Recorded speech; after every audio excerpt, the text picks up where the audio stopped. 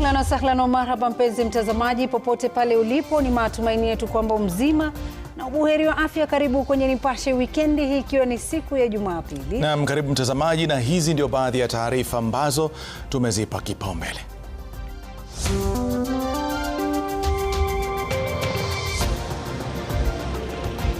Watu 6 wafariki na 2 wajeruhiwa kwenye uvamizi wa punde zaidi katika eneo la Turkana Kusini.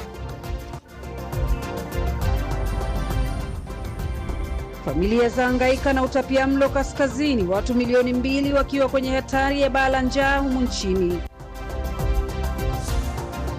Wenye walikuwa kwa hii lori hata kuwatoa kulikuwa ngumu, walikuwa wamelaliwa na miti. Watu 3 wafariki baada ya lori kupindukia kwenye ajali ya barabarani eneo la Molo, kaunti ya Nakuru. Na ubunifu wa kijana miaka 17 aliunganisha umeme majumbani kwa kuvuta kawi kwenye kinyesi huko Busia.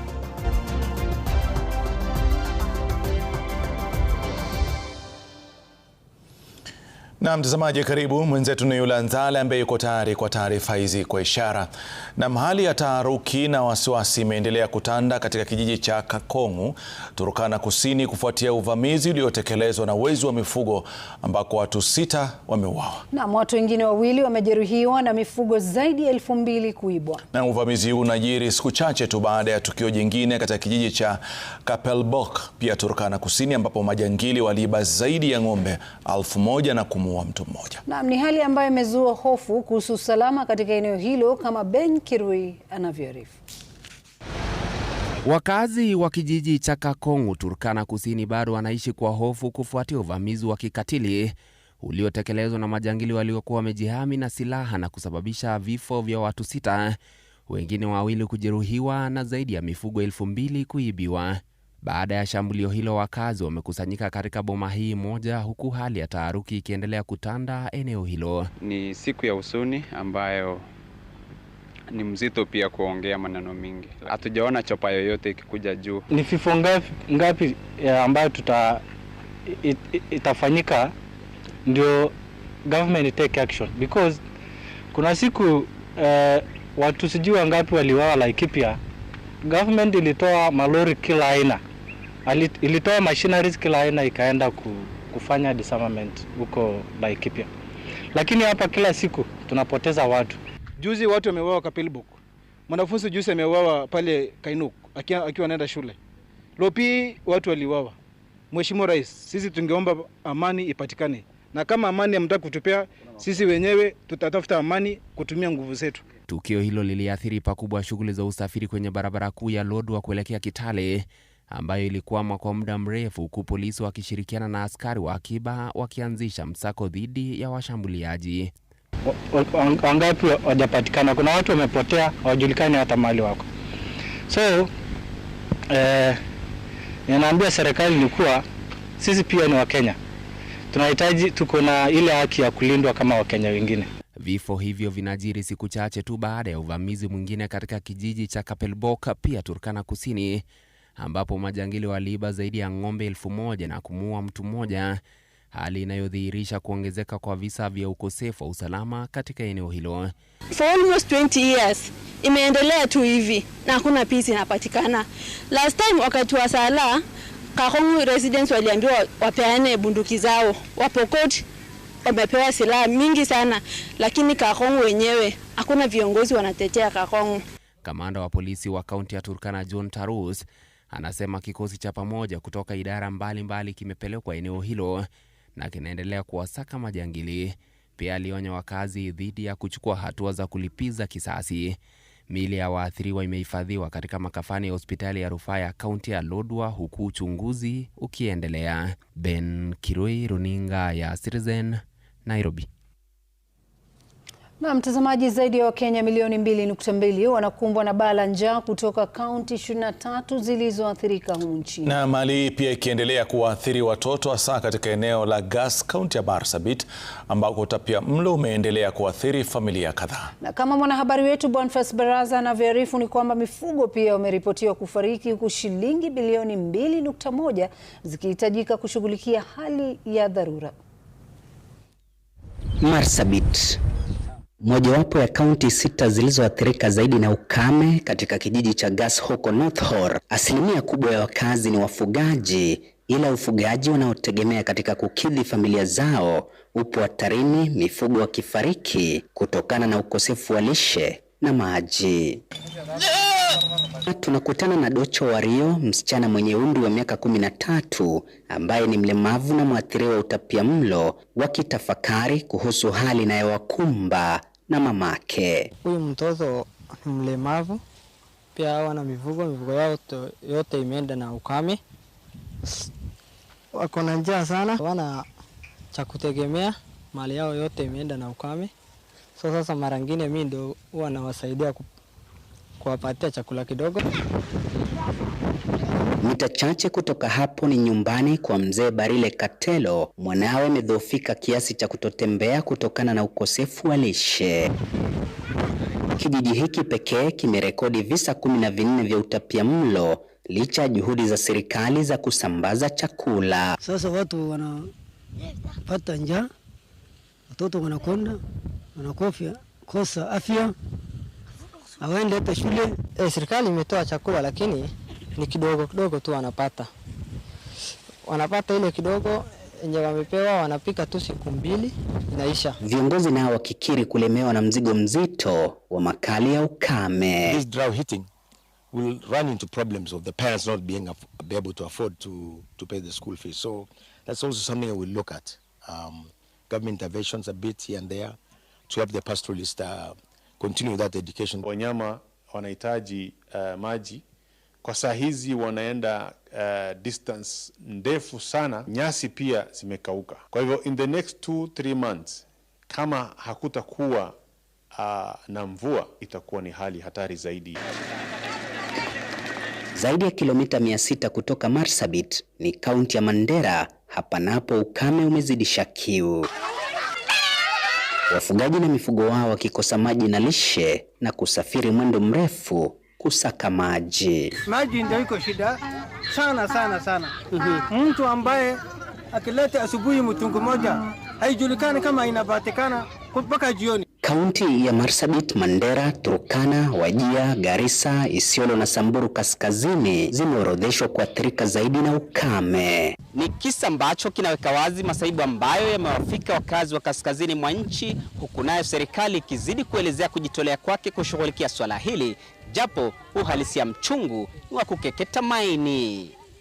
Bonfas Barasa, Runinga Citizen, kijiji cha Gas, eneo bunge la North Horr, gatuzi la Marsabit.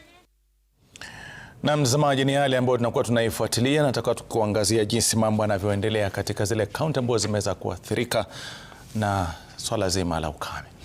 Na watu 3 wamefariki kufuatia ajali ya barabarani kaunti ya Nakuru baada ya dereva wa lori lilokuwa limebeba mbao kupoteza mwelekeo katika daraja la Harimi na kupinduka Jumamosi usiku. Na polisi wamethibitisha kwamba dereva wa lori na watu wengine 2 walifariki papo hapo. Na miili ya waliofariki bado haijatambuliwa kutokana na majeraha mabaya walioyapata kwenye ajali hiyo. Na miili yao imepelekwa katika makafani ya hospitali ya Molo.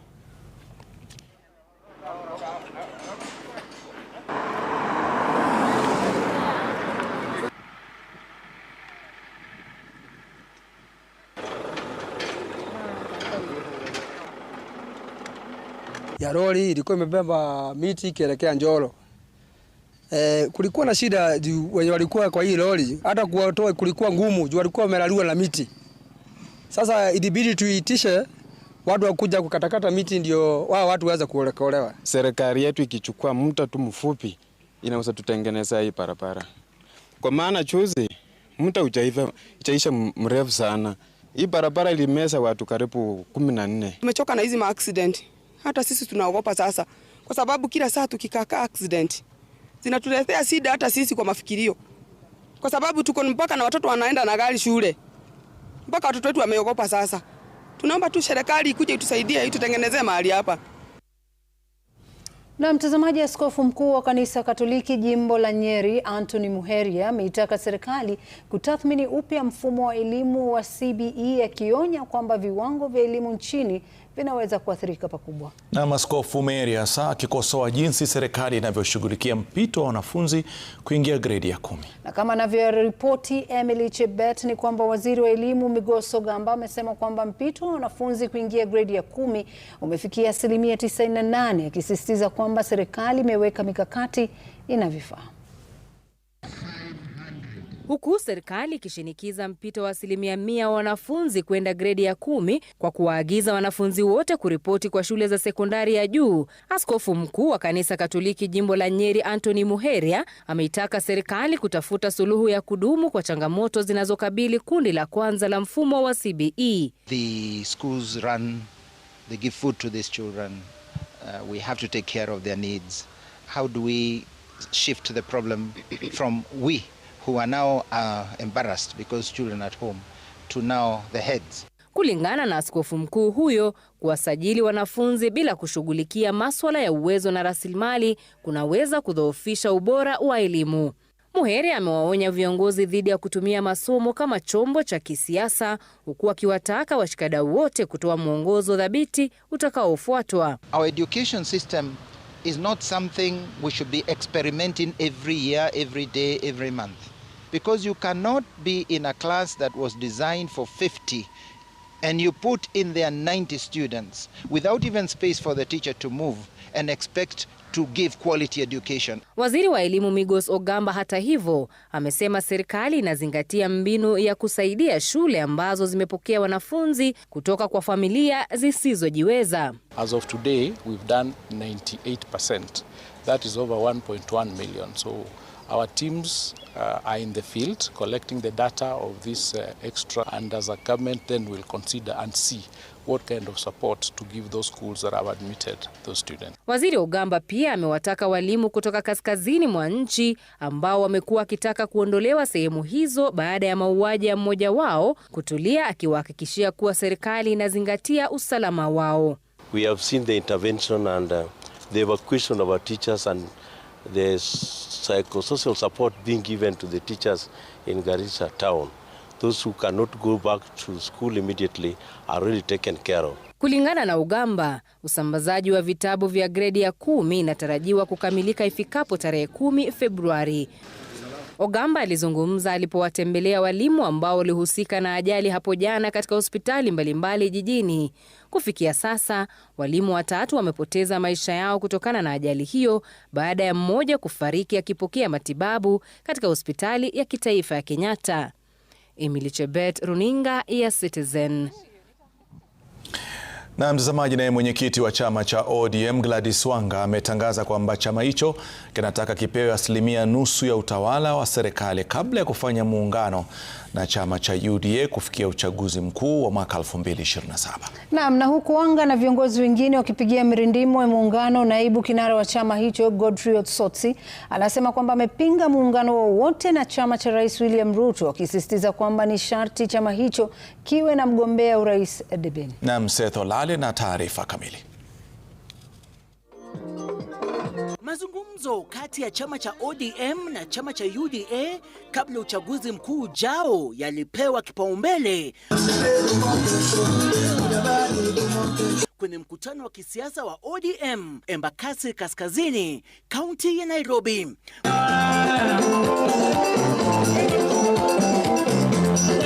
Mwenyekiti wa chama cha chungwa Gladys Wanga akitangaza kuwa ODM kinataka kupewa 2% ya utawala wa serikali kabla ya kukubali kuungana na UDA. Wasikizane, ile ng'ombe ikatwe katikati. ODM ichukue nusu, UDA ichukue nusu.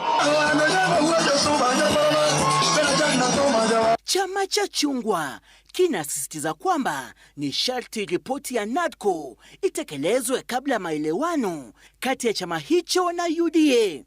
Ile maneno ya 10-point agenda kuhakikisha ya kwamba vijana ambao waliumia kwa post election violence wapate compensation.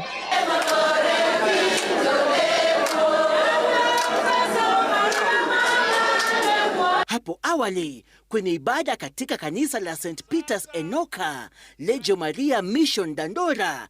Viongozi wa chama hicho walitangaza kwamba wawaniaji wa chama cha chungwa watagombea nyadhifa zote jijini Nairobi isipokuwa wadhifa wa urais. Governor ni Odi na president atakuwa ni wa broad based, ambaye sisi tutakuwa tumezungumza pamoja na wenzetu wa UDA.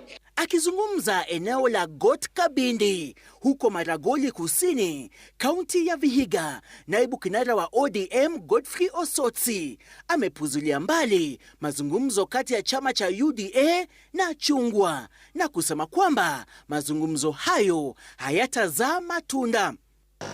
Ndoa ambayo haijapitishwa na Mungu inakaa kweli? Kwa hivyo tunataka hii ndoa ikuwe ndoa ya utaratibu, watu walete mahari, wakuja waone wazazi, vikao iandaliwe, harusi ifanyike, ndio hiyo tuseme ni ndoa. Seneta huyo wa Vihiga akisisitiza kwamba chama cha chungwa ni sharti kiwe na mgombea urais debeni mwaka ujao. Kama angekuwa hai, alikuwa naenda kusimama upresident 2027. Alikuwa naenda kusimama upresident 2027. Me I know. Lakini bahati mbaya Mungu amemchukua. Seth Olale, runinga ya Citizen. Rashid, sijui kama umeona yale mavazi yamependeza sana. Wajua wanasema ukienda kwa mwenye chongo nawe fumba lako jicho. Ameenda kwenye tamaduni na wakamua kwamba wawe kama wale, kwa hiyo. Na kama si yale majina usingewatambua. Lakini mbali na mtazamaji, ni kwamba viongozi wa upinzani wametishia kuandaa maandamano nchini iwapo serikali na asasi za usalama hazitawakamata wale waliopanga na kutekeleza mashambulizi kanisani Othaya wiki iliyopita. Na viongozi hao waliozuru kaunti za Murang'a na Nyeri wameapa kushinikiza kukamatwa kwa wahusika, wakitaja mashambulizi ya kanisa kuwa yaliyopangwa na serikali. Na Stephen Leto na taarifa hiyo. Viongozi wa upinzani walirejea katika eneo bunge la Othaya, kaunti ya Nyeri, ambapo palitokea patashika Jumapili iliyopita na kupelekea waumini kutupiwa vitoa machozi katika kanisa la Witimu ACK. Sisi hatutauziwa uoga na William Ruto. Sisi ni watoto wa Mau Mau. Hapa ndio Dedan Kimathi alitoka. Stanley Mathenge. Mpango wa hao watu kuumiza huyu Rigathi Gachagua ni mpango wa kutuumiza sisi wote. Wanaanzia hapo, watakuja kwangu, waende kwa yule mwingine. Utakubali maneno kama haya? Viongozi hao wakikerwa na kuzembea kwa asasi za usalama kuwakamata wahusika, sasa wanatishia kuandaa maandamano dhidi ya serikali. Hawa askari wasiposhikwa na wale waliwa Gen Z, tutatangaza maandamano katika Jamhuri ya Kenya. Wewe walikuwa nasema ati Raila anajua kupanga maandamano. Hakuna maandamano Raila alikuwa anapanga. Ila maandamano tutapanga, wewe utajua hii Kenya iko na wanaume na wanawake. And what we saw was an attempted assassination of an opposition leader and the second deputy president of the Republic of Kenya. Ile wakati atagusa mmoja wetu hapa au azuie haki zetu au auwe watoto wetu, zote tutatoka nje kumfurusha, atakoma. Nara wa Wiper Kalonzo Musyoka akidokeza kuwa upinzani unazidi kukusanya ushahidi dhidi ya utumizi mbaya wa polisi na asasi zingine za usalama na nia ya kuelekeza malalamishi yao kwenye mahakama ya kimataifa ya ICC. Ile agenda iko na hii team. Hii ni serikali ambayo inangojea kuchukua mamlaka mwaka ujao. Na sisi tutakaa vile, tutashikamana. Wangapi wanasema tushikamane kabisa kabisa? Kwani Ruto unabeba namna gani sisi? Ukiwa hapa unatuambia wala ni wapumbavu. Ukienda kule unasema sisi hatuna akili. Sasa huyu si mtu amechanganyikiwa. Viongozi wa upinzani aidha walifika katika kaunti ya Murang'a na kueneza siasa za kumuondoa Rais William Ruto mamlakani. Stephen Leto, runinga ya Citizen.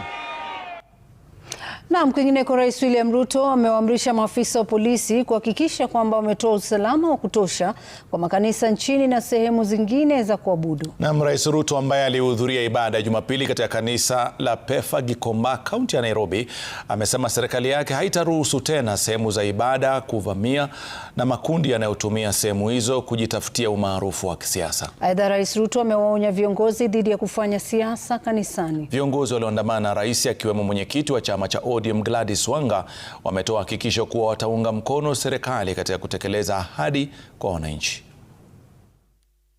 All arms of security must ensure that our places of worship are protected from unnecessary and useless and retrogressive fights and politics. All of us have platforms outside the church where we can conduct our politics. Kwa sababu tunataka Kenya moja na Kenya ambayo inaleta kila mtu ndani. Si Kenya ambayo inasema wengine wakae ndani na wengine wakae nje. Si Kenya ambayo inasema wengine ni shareholders na wengine wanatembea tu hapo ndani. Na mtazamaji, na hafla maalum imeandaliwa katika kanisa la ACK Witima eneo la Othaya, kaunti ya Nyeri, kwa kile viongozi wa kanisa hilo wanasema ni kulitakasa kufuatia uvamizi wa mwezi jana. Naam, hafla ikifanywa ili kuhakikisha kwamba matukio ya kuvamiwa kwa waumini kanisani hatushuhudiwa tena. Kwenye hafla hiyo iliyoongozwa na Askofu Gerald Mureithi, waumini walirejea kwenye maabadi hayo kwa wingi wao, ibada ya leo ikiruhusiwa kuendelea tu baada ya utakaso uliofanyika nje, ndani na kando kando mwa jengo la kanisa hilo. Wakati wa hafla hiyo, Askofu Mureithi ameshinikiza uchunguzi wa shambulizi Jumapili kuharakishwa na kufanywa wazi ili wahusika watambuliwe na wachukuliwe hatua. We believe as Anglicans that when a place of worship is defiled, it should be cleansed before people can start doing their worship there. We have held some counseling sessions with those who are most affected, and we have seen them now developing confidence with the church, and we can see most of them are here. We are waiting for the outcome, and we hope it will not be covered. There will be no cover up. They will let us know who had sent those officers, who had sent the goons, who had carried them here, and for what purpose.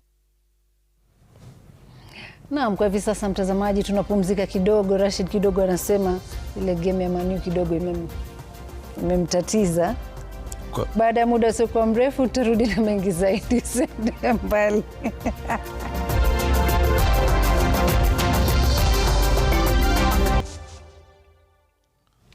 Naam, karibu tena mtazamaji. Vijana wa mitaani wamekusanyika pamoja hapa Nairobi baada ya mazishi ya wenzao waliofariki kwa njia tofauti wakiwa mitaani. Naam, vijana 7 tayari wamezikwa huku wengine bado wakisubiri kuandaliwa mazishi. Na kama Ode Francis anavyoarifu, vijana wapatao 15 wameuawa katika hali tofauti katika siku za hivi karibuni, huku wenzao sasa wakitaka serikali kuingilia kati kuwaokoa. Makafani ya City imejipata ikipokea idadi zaidi ya maiti za watoto wa mitaani. Wengi wao walifariki kutokana na maradhi ya kimazingira, wengine kwa kujiua na baadhi kwa kukula chakula kilichokuwa kimeharibika mitaani. Baada ya kuzikwa kwa zaidi ya marafiki 9 katika makaburi ya Lang'ata, vijana wa mitaani leo walikusanyika kuzungumza na wanahabari. Wanataka kaunti ya Nairobi na serikali kuu kuja na suluhu ya kudumu kuboresha maisha yao. Nilijaribu kuomba masanduku kwa hawa waheshimiwa ambao wamekalia viti, na what ili ni shock zaidi, mpaka MCA mali sisi tuko aliniambia delingi na chokora, mnataka tufanye nini? Mili zinaozea mochari, mili za kutoka Oktoba, juu tuko na hao wenye wameremain. Wewe mwenye unateta, si kindly utusiapotia hao pia wazikwe. Vijana hao wanasema ukosefu wa ajira, maradhi na kukosa makao kuna wasukuma wenzao kufa mapema. Kweli vijaa wakwenda tukula hii leo, hatuna kitu kula usiku, unaona? Saidia kama ni nyumba kama senta tukende zaka. Tena wapi? Mr. President, tuliona unapeana 90,000, sijui kazi za watu 90,000. Sisi umetuweka kategori gani? Ya watu 90,000. Hakuna. Tu yuko Mr. President. Pia sisi tunataka kuishi kwa hizo nyumba zetu za housing hizo affordable. Mtu angalie kama serikali, tuache hii kulala nje, ndio kesho tusiende kuzika wengine, mkuje muanze kuleta mambo kwa press. Japo walipata msaada wa kuwanusuru, vijana hawa wa mtaani wanasema miili mingine bado haijazikwa. Miili mingine ya watoto wa mitaani imehifadhiwa katika makafani mbalimbali jijini Nairobi. Makafani ya City iliruhusu miili 7 kuzikwa katika makaburi ya Lang'ata, lakini mingine 7 bado imebaki bila mpango wa jinsi itakavyositiriwa. Ode Francis, Runinga ya Citizen, Nairobi. Maisha na kitendawili cha maisha, kesho yako hujui, ukiwa na fursa kumsaidia mwenzako msaidie.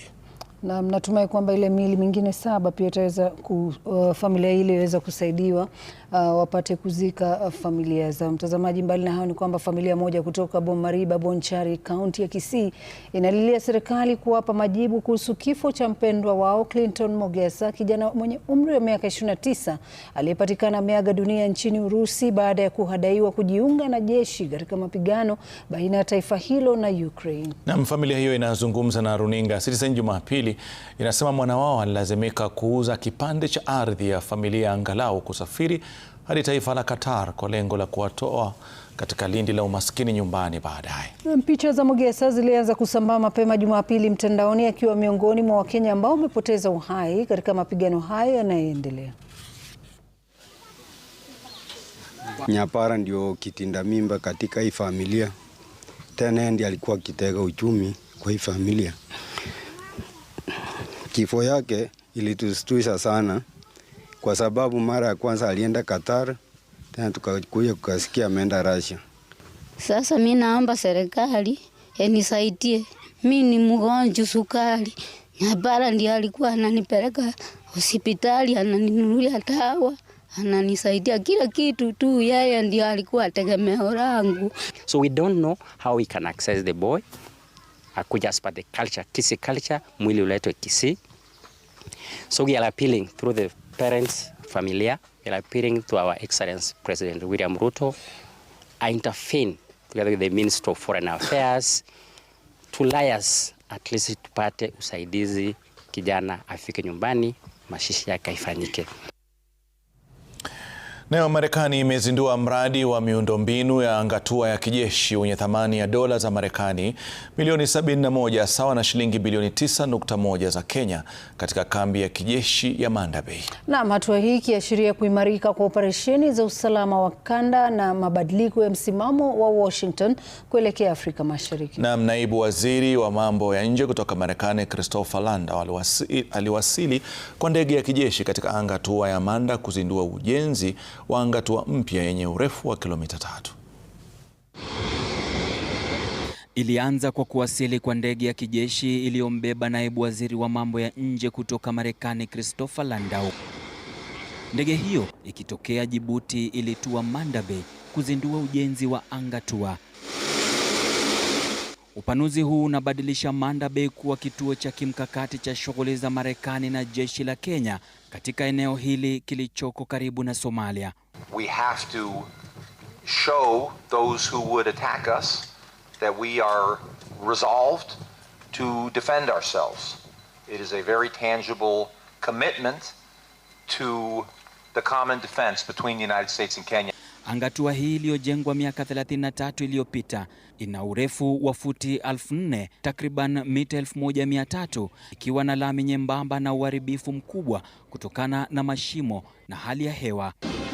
Inaweza tu kuhimili ndege ndogo na helikopta zenye uzani mdogo. Angatua mpya itakuwa na urefu wa futi 10,000, takriban kilomita 3, ikiwa na lami pana zaidi, mifereji ya kisasa na uwezo wa kuhudumia ndege kubwa za kivita. Mkuu wa mawaziri Musalia Mudavadi na waziri wa ulinzi Soipan Tuya walihudhuria sherehe hiyo wakisisitiza kuwa mradi huo utabaki kuwa mpango wa Kenya hata baada ya Marekani kuondoka. This is an asset supported by the Americans, working with the Kenyans, and the Americans will not uproot it and take it to another destination. It will continue to be an asset in this country. Jenerali Dagvin Anderson ni kamanda wa 7 wa jeshi la Marekani na anakumbuka jinsi Manda Bay imekuwa kitovu cha migogoro ya usalama wa kikanda kwa muda mrefu. But then for me another personal one was here at this location 6 years ago this month on the 5th of January when Al-Shabaab did a daylight morning attack against our combined forces. 3 Americans were killed that day, 7 aircraft burned to the ground. It was not a good day. Kwa Marekani, mradi huu unaonyesha mabadiliko ya ushirikiano wake katika eneo la Afrika Mashariki. I would love to see the first airplane landing here and hopefully it won't take a year and a half. Ode Francis, Runinga ya Citizen, Nairobi.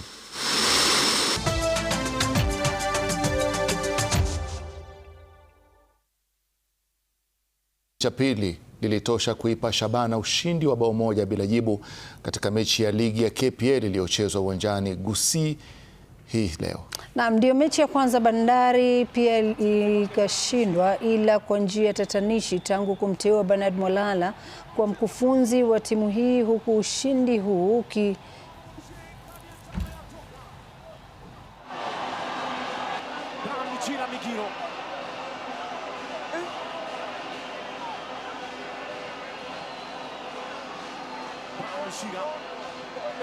hapa sasa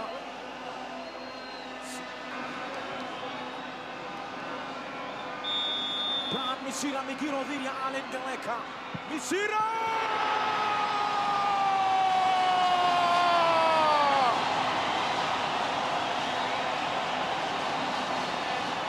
Misira Migiro anaonyanyua mashabiki wa Shabana katika ardhi yao ya nyumbani.